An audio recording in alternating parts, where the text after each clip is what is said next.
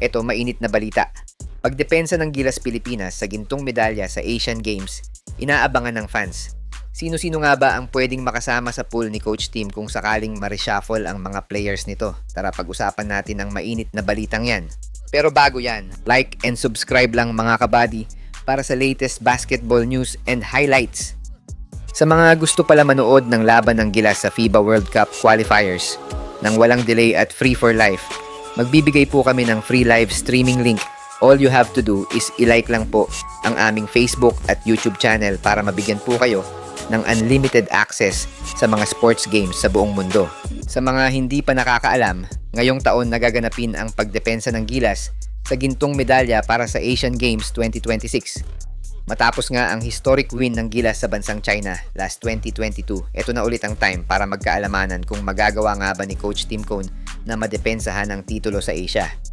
Bagamat wala nga ang dalawang powerhouse team na New Zealand at Australia, hindi pa rin magiging easy ang mga laban nila since gusto ring makabawi ng China sa Pilipinas matapos nga silang matalo last 2022.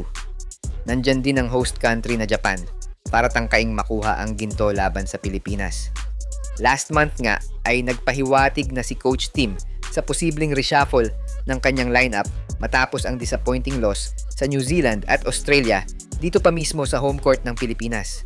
Wala pa naman direktang sinabi si Coach Tim sa mga players na mapapalitan. Pero may mga reasonable pick naman ng ibang fans kung sino ang mga pwedeng pagpahingahin na sa Gilas. Pero kung magtatanggal si CTC, sino ang mga pwedeng ipasok na players? Una sa listahan na pwedeng ilagay sa pool ay si TNT sharpshooter at dating Gilas sniper na si Jordan Heading. Matagal-tagal na rin namang nagiging suggestion ng fans na isama si Heading sa Gilas pero wala pa talaga tayong balita kung bakit nga ba hindi ito nakakasama sa imbitasyon ng SBP.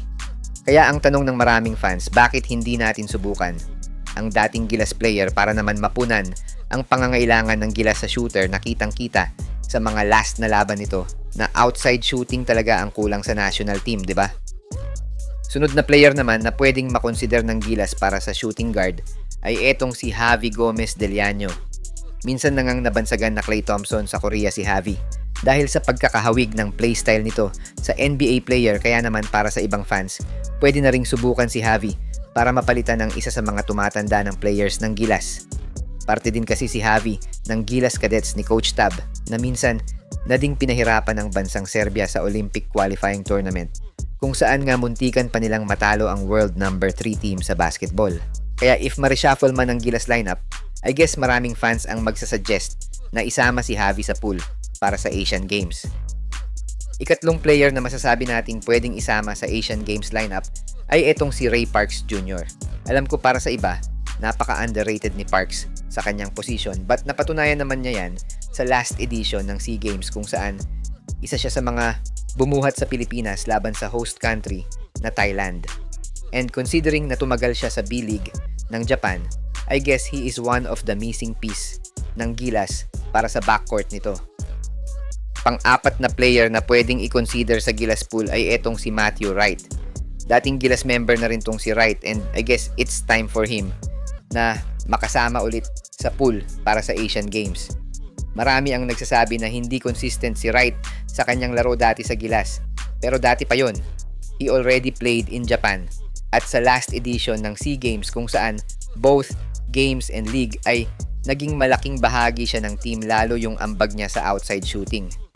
If there is one guy na pwede naman talaga maisama sa Gilas lineup for Asian Games, I guess pwedeng isama si Wright. Nasa top 7 players naman na pwede ring isama sa pool ay etong si Kiefer Ravena.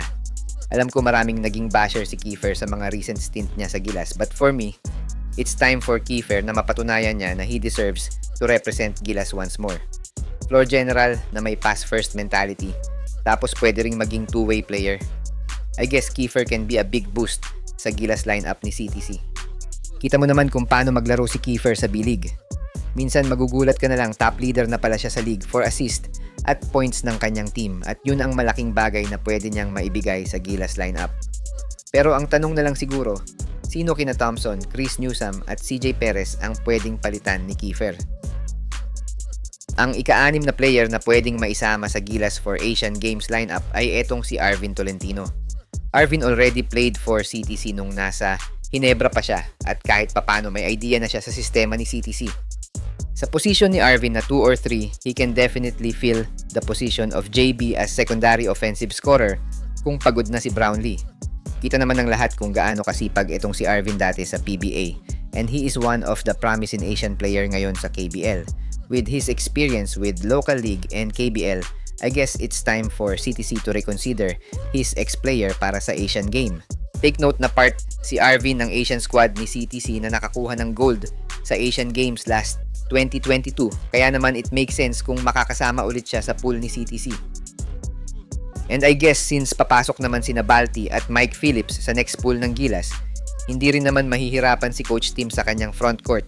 Since nandyan pa naman sina QMB, AJ Idu, pero not sure lang sa status ni Kai sa Gilas para sa Asian Games. Tapos meron pa tayong Angelo Kwame na part din ng Gilas lineup ni Coach Tim last Asian Games, kaya naman hindi tayo magkukulang sa front court. May mga balita din na pwede daw makuha si Jordan Clarkson, pero parang malabo din naman yan since kailangan ng malaking pondo para makasama si JC sa Asian Games. Alalahanin kasi natin na recently lang ay muntikan pang hindi makapaglaro si QMB dahil sa usapang kontrata, and I guess pera ang naging problema ng SBP sa kampo ni QMB. Kaya medyo malabo kung kukuha ang Gilas ng mga NBA players just for Asian Games. Para sa'yo, Idol, sino-sinong players pa ba ang pwedeng ilagay sa pool para sa Asian Game? Siya nga pala mga idol sa mga naghahanap ng legit na Gilas jerseys at iba pang paraphernalia ng Gilas.